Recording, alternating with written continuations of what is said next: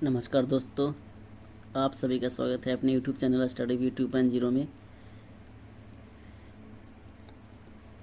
आज हम लोग करने वाले हैं ALP का सेट नंबर 7। ये प्रीवियस ईयर क्वेश्चन होंगे जिसमें 13/8/2018 का शिफ्ट फर्स्ट, इसमें हम लोग शिफ्ट फर्स्ट करेंगे और हम लोग करेंगे जीके और जीएस का क्वेश्चन करेंगे। इसमें जीके और जीएस का क्वेश्चन हम लोग करने वाले हैं। तो चलिए स्टार्ट करते हैं आज का पहला क्वेश्चन से।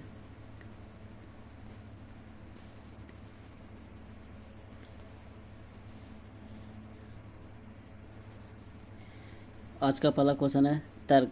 क्या है कि ध्यानपूर्वक विचार करें और निर्णय करें कि इनमें से नीचे दी गई कौन सा अनुमान निहित है। महान अलेक्जेंडर नश्वर था। महान अलेक्जेंडर नश्वर था, ठीक है। तर्क में है अनुमान क्या है कि महान अलेक्जेंडर मानव था। इसके बाद महान अलेक्जेंडर एक ग्रीक था। तो इसका राइट आंसर की बात कर लेते हैं। तो इसमें केवल फर्स्ट है जो निहित है, यानी महान अलेक्जेंडर एक क्या था, मानव था, ठीक है। अगला क्वेश्चन पे चलते हैं। नेक्स्ट क्वेश्चन में क्या बोला जा रहा है कि देख लेते हैं।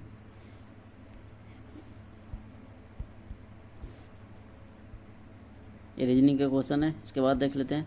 नेक्स्ट क्वेश्चन है कि यहाँ दर्रा जम्मू कश्मीर की जास्कर सीमा में लेह तक का सड़क मार्ग से होकर गुजरती है। यह सिंधु नदी द्वारा बनाया गया है। दर्रे की पहचान करें।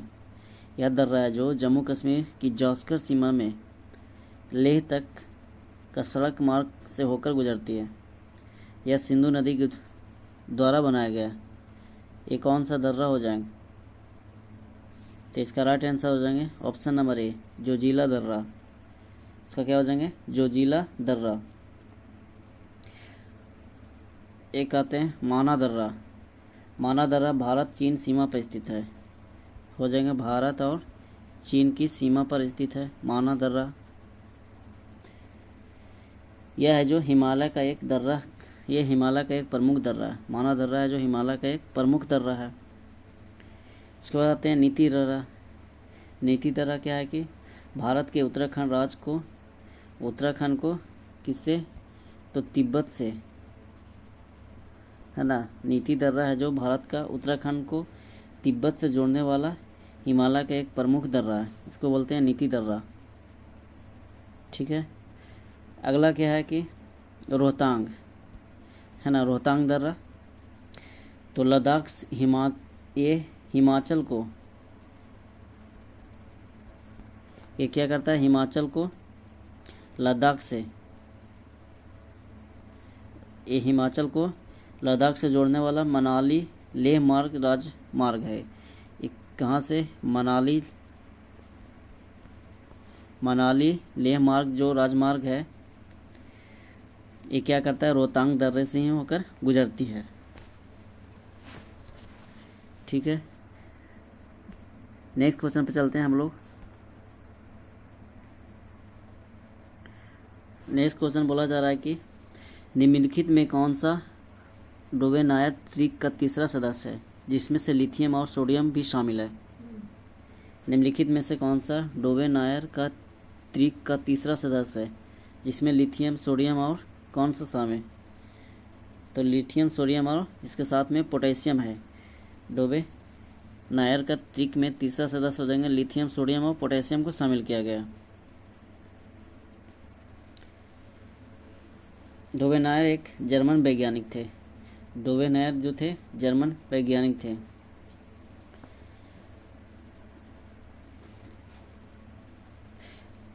बात करते हैं लिथियम का, तो परमाणु संख्या कितनी हो जाएंगे?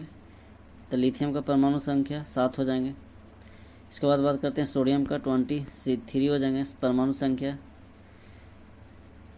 पोटेशियम की बात करते हैं तो ये हो जाएंगे 39, इसका परमाणु संख्या हो जाएंगे 39।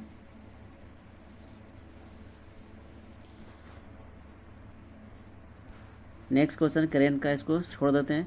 अगला है कि क्रॉस परागण के लिए निम्नलिखित में कौन सा परागण के कारक नहीं है?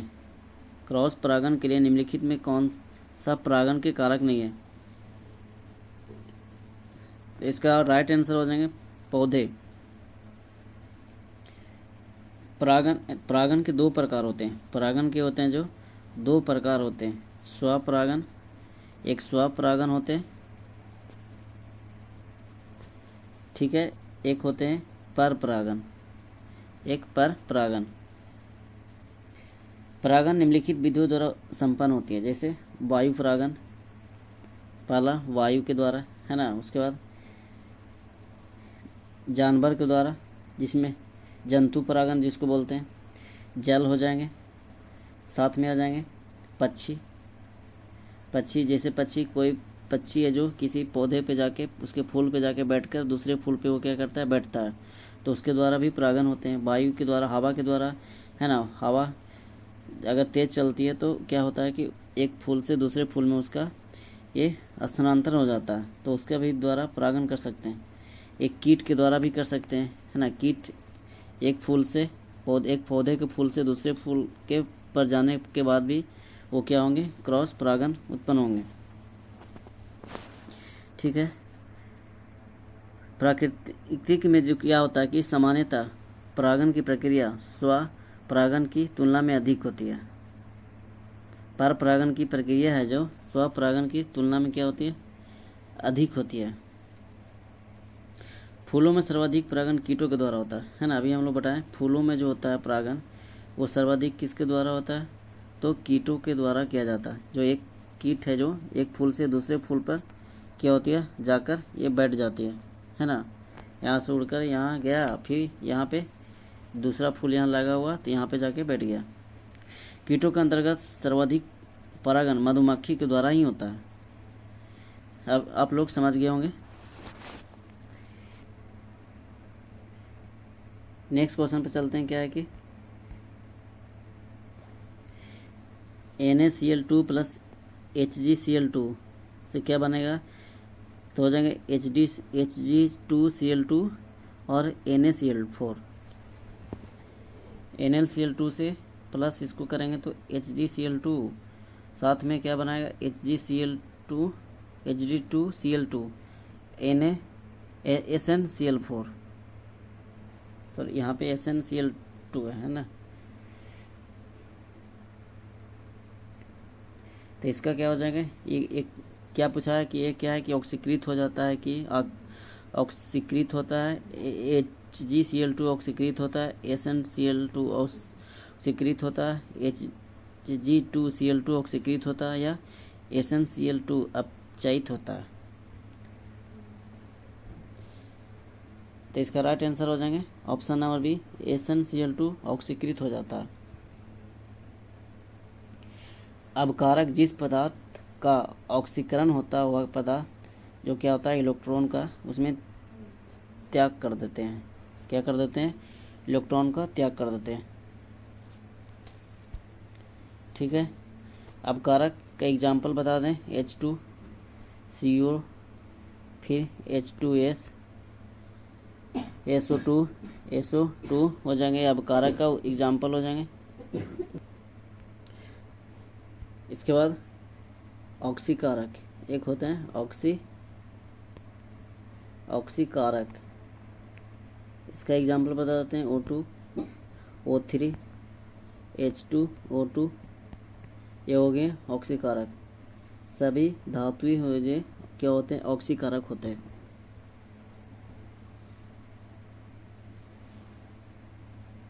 नेक्स्ट क्वेश्चन पे चलते हैं हम लोग।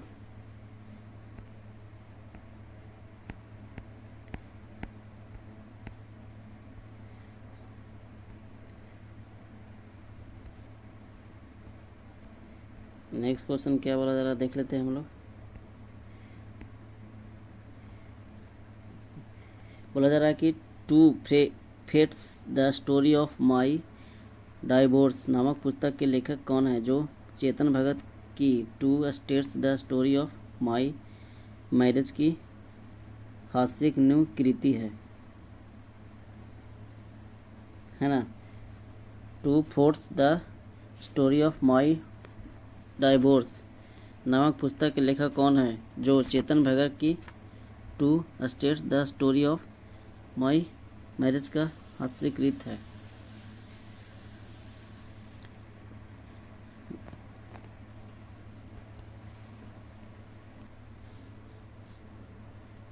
नेक्स्ट क्वेश्चन पर चलते हैं। इसका क्या हो जाएगा right answer? Option number B, जूड़ी बालन।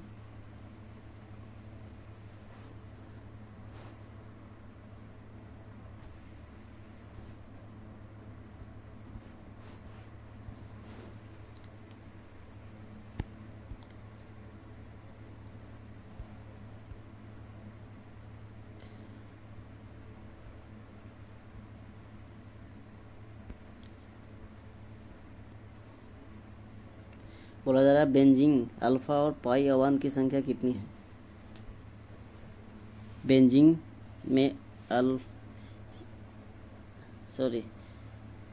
लेम्डा और पाई अवान की संख्या कितनी है?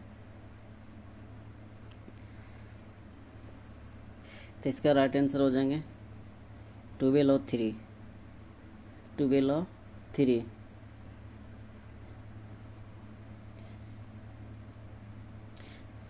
इसको बोलते हैं सिग्मा। इसको क्या बोलते हैं? सिग्मा। सिग्मा और पाई अवान की संख्या कितनी है? तो हो जाएंगे 12 और 3। सिग्मा का 12 और पाई का 3 हो जाएंगे।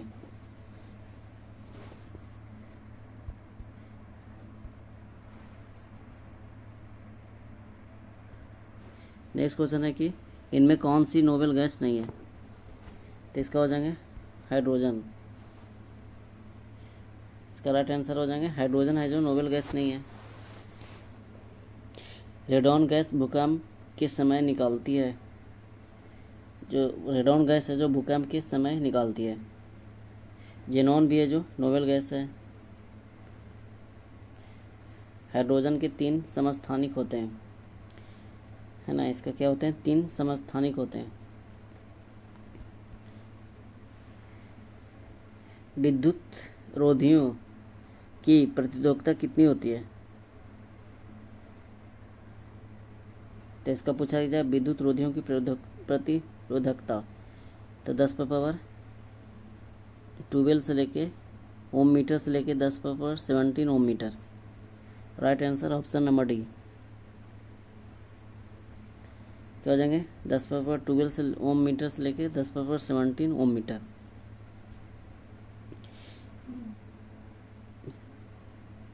विशिष्ट प्रतिरोध का ऐसा ही मात्रक ओम मीटर होता है।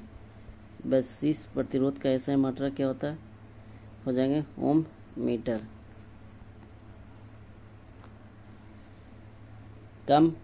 सबसे कम प्रतिरोध चांदी का होता है। सबसे अधिक चालकता चांदी की होती है। नेक्स्ट क्वेश्चन चलते हैं।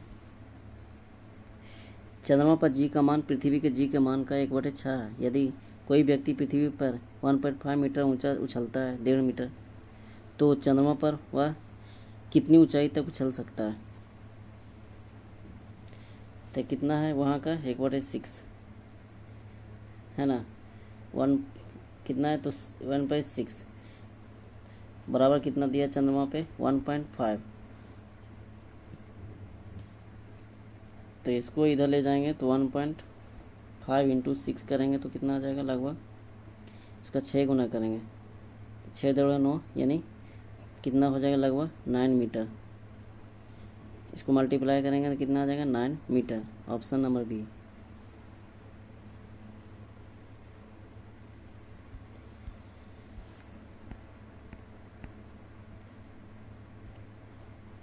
सिंधु घाटी के सभ्यता के लोग डैश की पूजा करते थे। तो इसका राइट आंसर होगा पशुपति की। सिंधु घाटी सभ्यता के लोग पशुपति की पूजा करते थे। सर्वप्रथम कपास की खेती करने का श्रेय सिंधु घाटी सभ्यता की लोग को जाता है। सिंधु घाटी सभ्यता जो थी ये कैसी थी? तो कांस्य युगीन थी, है ना। सिंधु घाटी सभ्यता जो थी कांस्य युगीन सभ्यता थी। सिंधु घाटी सभ्यता सबसे ज़्यादा स्थल भारत के गुजरात में स्थित है। भारत के गुजरात में मिला है। भारत का इतिहास सिंधु घाटी सभ्यता से प्रारंभ होता है, जिसे हम हड़प्पा सभ्यता के नाम से जानते हैं। हम लोग किससे नाम से जानते हैं? तो हड़प्पा के सभ्यता के नाम से जानते हैं, है ना। हड़प्पा सभ्यता के प्रमुख स्थल पाकिस्तान में भी है। सबसे पहले हड़प्पा की खोज दयाराम साहनी ने किया था। दयाराम साहनी के द्वारा किया गया था। ये 1921 में, ये पाकिस्तान में है। मोहनजोदड़ो राखालदास बनर्जी, ये क्या हो जाएंगे? राखालदास बनर्जी हो जाएंगे। ये भी पाकिस्तान में, भी 1922 में खोजा गया था। उसके बाद आते हैं कालीबंगा, अमलानंद घोष के द्वारा किया गया था, जो राजस्थान में स्थित है, भारत के राजस्थान में स्थित है। 1951 में किया गया था, 1951 में। उसके बाद आते हैं चनहुद्रो एन.जी. मजूमदार ने किया था। ये सिंध प्रांत में है और 1931 में खोजा गया था। चनहुद्रो की खोज एन.जी.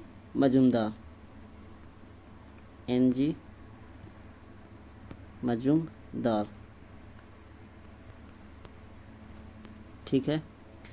लोथल और राव के द्वारा किया गया था, जो गुजरात में 1965 में खोजा गया था, 1956 में। बनवाली की खोज R.A. बिस्ट के द्वारा किया गया था, 1973 में। ये हरियाणा में स्थित है, ठीक है। नेक्स्ट क्वेश्चन पे चलते हैं।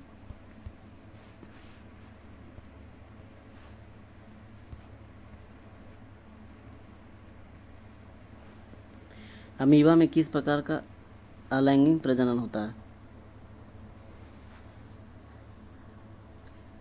तो इसका राइट आंसर हो जाएंगे बाइनरी विखंडन। अमीबा में बाइनरी विखंडन का एक अलैंगिक प्रजनन होता है। अमीबा जो होता है, क्या होता है? जो प्रोटोजोआ संघ का ये होता है। ये होता है प्रोटोजोआ संघ के प्राणी होता है। अमीबा है जो प्रोटोजोआ संघ के प्राणी। इस संघ के जो जंतु होते हैं एक केंद्रीय होते हैं, ठीक है, एक केंद्रीय होते हैं। नेक्स्ट क्वेश्चन क्या बोला जा रहा है? निम्नलिखित में से किस ऊतकों में कोशिकाएं जीव होती है एवं लंबी और कोनों पर अनियमित रूप से स्थूल होते हैं? तो इसका राइट आंसर कुलनकायमा में ऊतकों में कोशिकाएं जीवित होती है। लंबी और कोनों पर क्या होती है? ये अनियमित रूप से स्थूल होती है। कुलनकायमा इस प्रकार के ऊतक जो होती है लंबी होती है। इसमें क्या होता है कि डाइकोट होते हैं, इसमें डाइकोट होते हैं, यानी जो होते हैं द्विबीजपत्री, इसको बोलते हैं द्विबीजपत्री के नाम से जानते हैं, यानी डाइकोट। तथा पौधे के छाल में पाया जाता है। ऊतकों का अध्ययन हम लोग हिस्टोलॉजी में करते हैं। स्क्लेरेन कायमा क्या होते हैं? इस प्रकार के ऊतक में कोशिकाएं लंबी तथा पतली होती है, जिसके किनारे क्या होती है? नोकीले होते हैं, है ना। क्या होते हैं? नोकीले होते हैं। यह कोशिकाएं दिखने में तंतु के समान होता है। यह पौधे के विभिन्न अंगों की सुरक्षा प्रदान करता है, स्क्लेरेन कायमा, और बीज को कठोर कवच प्रदान करता है, स्क्लेरेन कायमा। और क्लेरेन कायमा जो होते हैं, जो क्या होते हैं? ये कोलेन कायमा जो होते हैं, ये लंबी, इसकी कोशिकाएं लंबी होती है। नेक्स्ट है, सोडियम कार्बोनेट को हाइड्रोलिक अम्ल से अभिक्रिया कराने में उत्पन्न गैस कौन सी होती है? तो इसका राइट आंसर हो जाएंगे कार्बन डाइऑक्साइड, यानी Na2CO3 Na2CO3 को हाइड्रोलिक HCl के साथ करवाएंगे तो क्या बनेगा, NaCl प्लस H2O और क्या बनेगा, CO2 कार्बन डाइऑक्साइड। CO3 को गर्म करने पर CO2 गैस होती है, CO2 गैस मुक्त होती है। सोडा वाटर में अधिक दाब पर CO2 गैस भरी रहती है। उसके बाद सोडियम को जल के साथ अभिक्रिया कराने पर हाइड्रोजन गैस उत्पन्न होती है। ठीक है,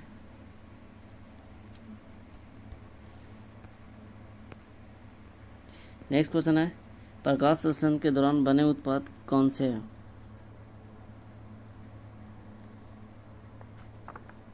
प्रकाश संश्लेषण के दौरान बने उत्पाद कौन से हैं? तो हो जाएंगे ग्लूकोज, जल और ऑक्सीजन। राइट आंसर हो जाएंगे ग्लूकोज, जल और ऑक्सीजन।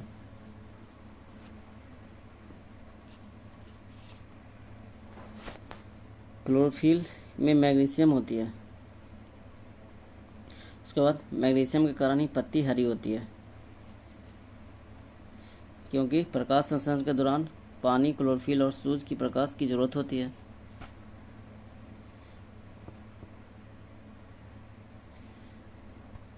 नेक्स्ट क्वेश्चन पे चलते हैं। 42 में है कि 10 ओम के दो समान प्रतिरोध समानांतर रूप से जुड़े हैं, यानी 10 यहाँ लिखेंगे 10 1 + 10 है ना। 10 ओम की तीसरे श्रेणी का श्रम प्रतिरोध से जुड़ा है, यानी पहले इसको करेंगे इस टाइप से, तो इसका कितना आ जाएगा वैल्यू 1 + 1, इसका एलसीएम करेंगे तो 10, यानी हो जाएगा 5 2 10, यानी 5/10, इसको 5/10 हो जाएगा। इसको काट देंगे तो आ जाएगा, सॉरी 1 मिनट, 2/5 आ जाएगा। इसको काटेंगे तो आ जाएगा 5 ओम। उसके बाद 5 + 10, इसको साथ इसको ऐड करिए क्योंकि श्रेणी में है, तो टोटल कितना आ जाएगा 50 ओम। इसका राइट आंसर हो जाएंगे ऑप्शन नंबर सी।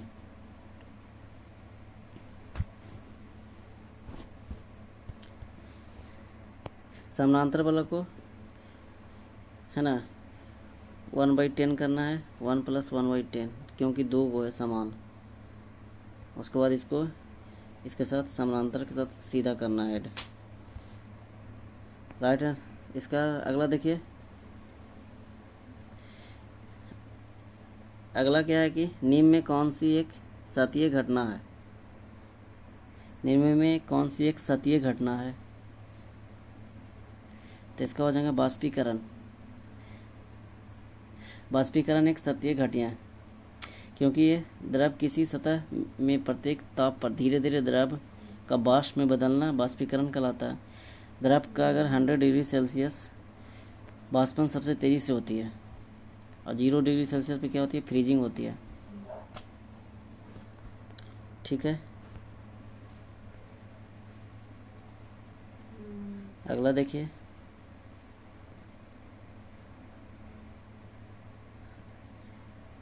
बोला जा distribution of the various minerals in human body.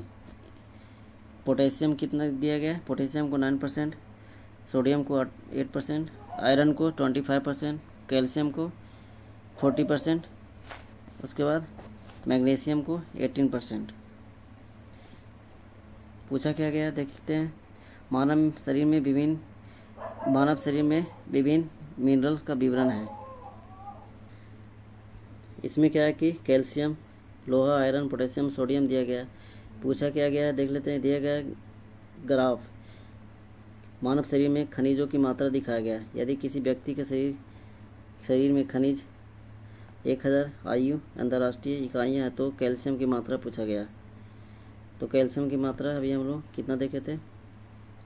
Calcium की मात्रा की बात करें तो 40% है ना, यानी 1000 में कितना दिया गया 40% का मतलब 100। इसको 100 से 0 0 काट दीजिए, यानी कितना हो जाएगा 400। यूनिट।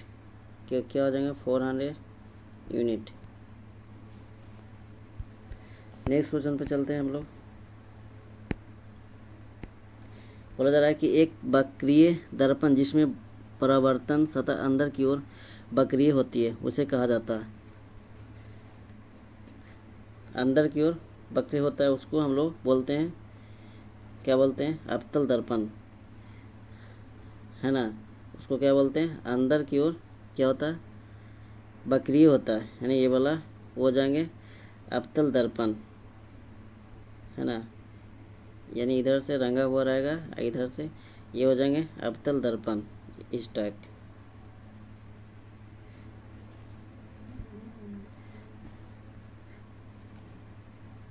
अवतल दर्पण को हम लोग अभिसारी दर्पण भी बोलते हैं, अभिसारी दर्पण के नाम से भी जानते हैं। ठीक है। अवतल दर्पण का उपयोग होते हैं गाड़ी के हेडलाइट में, दाढ़ी बनाने में, सोलर प्लेट में, सोलर कुकर में। अवतल दर्पण में वस्तु की स्थिति ध्रुव और फोकस के बीच हो तो प्रतिबिंब दर्पण के पीछे बनेगा। ध्रुव और फोकस के बीच होता है तो दर्पण के क्या बनेगा, पीछे बनेगा।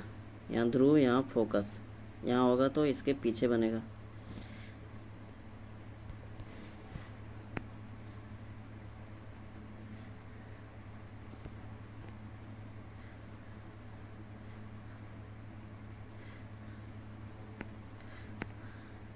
अगला है, निम्न में कौन से भौतिकविद दो ने उत्प्लावन बल का अस्तित्व की व्याख्या की थी।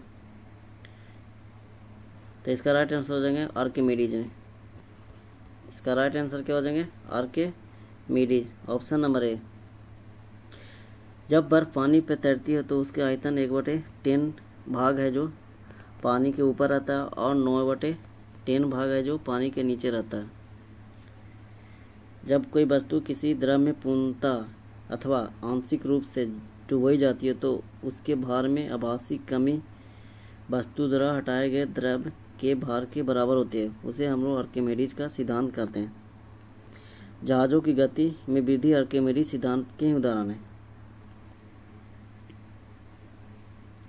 ठीक है।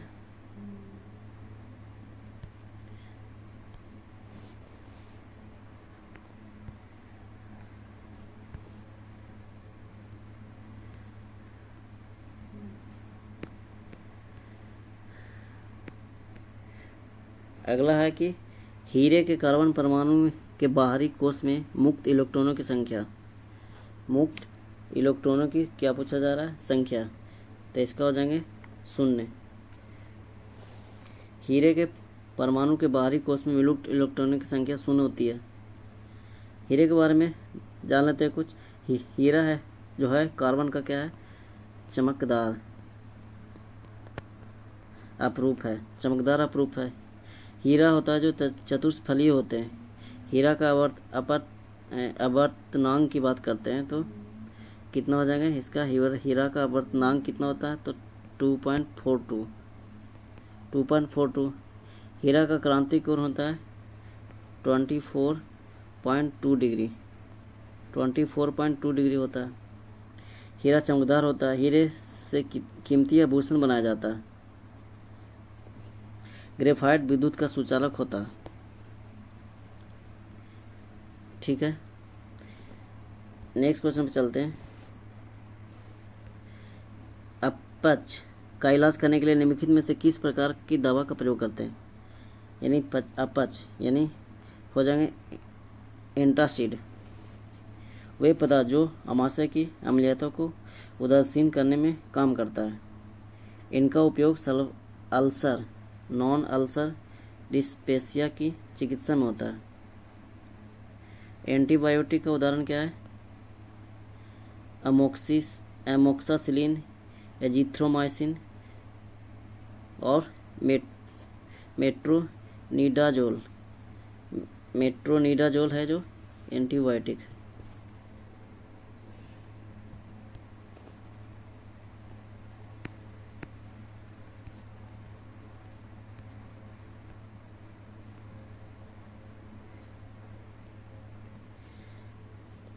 नेक्स्ट क्वेश्चन है, निम्नलिखित में सबसे अधिक उपयुक्त विकल्प को पूरा करना है। सौर ऊर्जा डैश पवन ऊर्जा की तुलना में अधिक शक्ति उत्पन्न करती है। तो इसका राइट आंसर कभी नहीं। सौर ऊर्जा कभी नहीं पवन ऊर्जा की तुलना में अधिक ऊर्जा उत्पन्न करती है। सौर ऊर्जा में सिलिकॉन का उपयोग किया जाता है। सौर ऊर्जा पृथ्वी पर ऊर्जा का मुख्य स्रोत है। ठीक है। भारत में ऊर्जा का मुख्य स्रोत तापीय ऊर्जा है। क्या हो जाएंगे? तापीय ऊर्जा। भारत सरकार सौर ऊर्जा के प्राथमिकता देता है क्योंकि ये प्रदूषण रहित होते हैं। और भारत में सब प्रथम राज्य सौर ऊर्जा के उत्पादन में हो जाएंगे तो राजस्थान। पहले कर्नाटक थे, अब हो गए हैं राजस्थान। नेक्स्ट क्वेश्चन पे चलते हैं।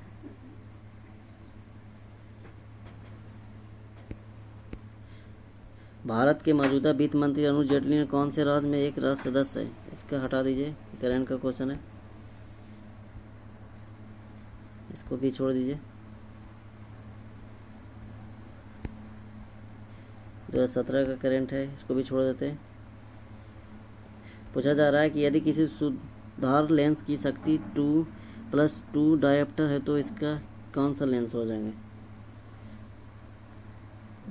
तो ये हो जाएंगे उत्तल लेंस। P बराबर क्या होता है? 1/f। P बराबर 1/f निकाल सकते हैं इससे। उत्तल लेंस को अभिसारी लेंस बोलते हैं, अभिसारी।